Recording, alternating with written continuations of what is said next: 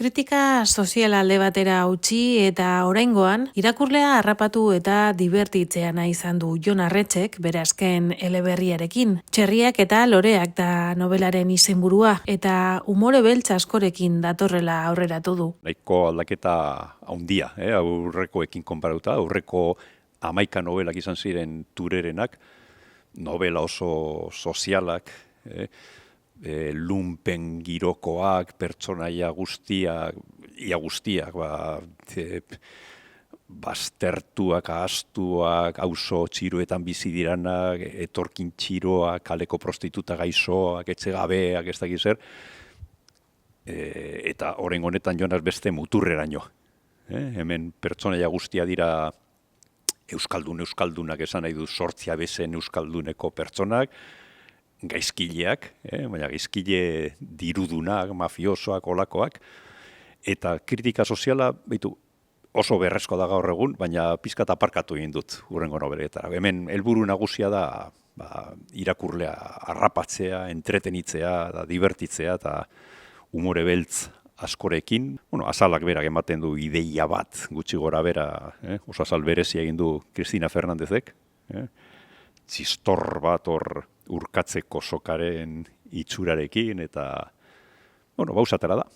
Trama eraman dut beste 3 lekutara. Nire 3 herrietara esan nezake behar bada, zen izatez basaurikoa naz, Bizkaitarra, Gasteizen bizi izan nintzen 15 urtean nire estudiante garai luzean, eta orain Nafarroako Arbizun bizi naiz badaramator 20 piko urte, ez? Eta orduan pentsatu nuen, trama irekitzerakoan, hiru herri hauetan gertatuko dira gauza interesgarriak. Orduan, asmatu nuen mafioso bat Basaurin, Gabriela Brisketa, asmatu nuen beste mafioso bat Txistorgila Arbizun, nola da izena, Fermin Bakaikoa, eta asmatu nuen Gasteizon oso personaje berezia, emakume bat enkargu gila, era guztietako enkargoak onartzen dituena, lantxoak, ez?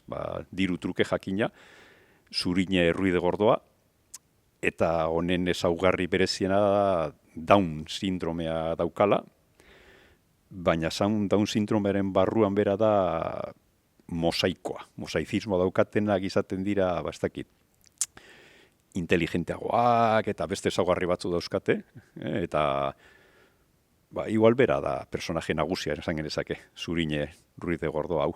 Nire beti gustatzen novelak astea ideia potente batekin, hasiera holan boteretzu holan zehose sartzea, eta ez hitzaidan ezer bururatzen.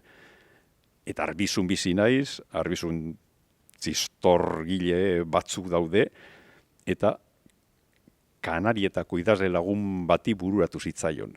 Carmen Nieto hori berak esan zidan, segitik ez duzu novela azten, hori, lapurreta batekin, txistor fabrika baten, eta zen, ostras, da, deia hona zen, ez lehenago bururatu, ez da, musturren aurrean nukan, abia puntua, eta nintzen konturatu, eta Kanarietatik eta ordekatako lagun batek esan behar izan dit, eta hori da abia puntua, lapurreta badago, zergaiti lapurtu dituzte txistorrak. Ez txistorra jateko jakina, suposatzen dalako zerbait dagoela eskutatuta txistorioen barruan, eta hor abiatzen da trama, ez da, ja lehenengo orrialdetik daude hildako batzuk, hildako asko dagoz nobela honetan. Orrialde bakoitzeko inoiz baino gehiago.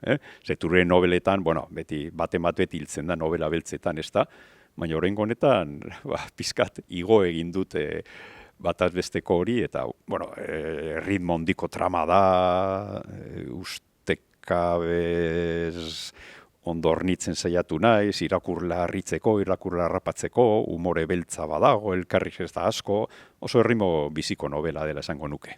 Orain gogoa dauka zerbait guztiz ezberdina egiteko, gainera behar nuen, nik ere aire pizka behar nuen, nik ustot gaur egun inoiz baino beharrezkoagoa dela kritika soziala eta eskuin muturra hartzen ari den indarrari kontra egitea, literaturaren bidez, nire novela Turerenak oso anti-arrazistak dira eta oso salatzaileak, ez, horako gauzenak, baina beste muturreran joa ez, eta novela honetan, Txerriak eta loreak iaia ez dago kritika sozialik, gauzatxoren batzuk bai, baina helburu nagusia izan da beste bat, izan da, eta ni, libreago sentitu naiz, kurioso izan da, korse bat kentzea bezalako izan da, ez?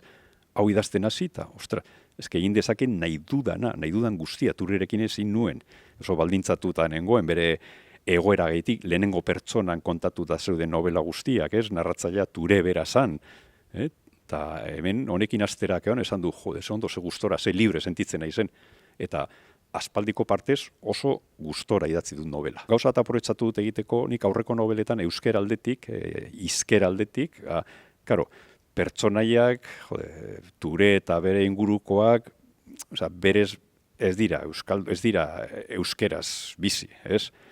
Orduan, denek batuaz hitz egiten zuten, takito ez da, eta erderara itzultzerakoan bai geneukala, Cristina Fernández itzultzaileak aukera zukan, personaje hau baldin bada kanariarra, gaztelania mota bat erabiliko du, beste Andrau baldin bada karibialdekoa, beste izkera mota tipina, eta hor aberastasuna esan, ez da, euskera ezin nuen hori egin, eta orain bai egin izan dudala. Orduan, sakanaldeko pertsonaiek hitz egitute batuaz, baina lizentzia pizka bat hartuta sakanaldeko hizkera sartzeko. Eta basaurialdeko pertsonaiek ere, erabiltute inguru horretako bizkaieraren esamolde batzuk eta sartzeko aprobetxatu du, gero Gastizaldekoek gehiago hitz egiten dute batuaz, hori erderara pasatzerakoan, dene berdintzu hitz egingo dut, ez? Baina horrengoan aukeroki dut euskerarekin jolasteko pizka bat. Ni badaran bat liburuak argitaratzen, igual 30 urtetik gora, ez da urtero, eta bete aurkezpenak egin ditut, liburutegietan, liburudendetan, kulturetxetan, horakoetan, eta horrengo honetan hon egingo dugu aurkezpena Arbizuko janari dendan. Ze Arbizukoan dendaria Ernesto etorriztaian lehengoan, Jon, hitz egin dut Patxi Goikoetxa txistorgilearekin, txistorgile handi, Arbizu txistorra fabrikatzen ditu, eta pentsatu du, igual, aurkezuen berezi bat egitea dendan bertan, eta txistor bat oparitzea, liburua erosten duen edozein guztiari, eta kristu nire iruditu zitzaidan.